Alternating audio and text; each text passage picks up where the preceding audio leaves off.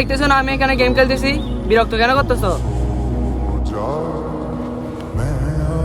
থাকতেই মূল্য দিস, হারিয়ে গেলে আর খুঁজে পাবি না। আমার নাই তো, আমি বুঝি কষ্টটা কি।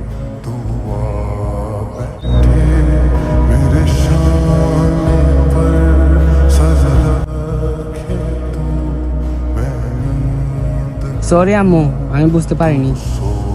হ্যাঁ, আমি বাসায় আসতেছি।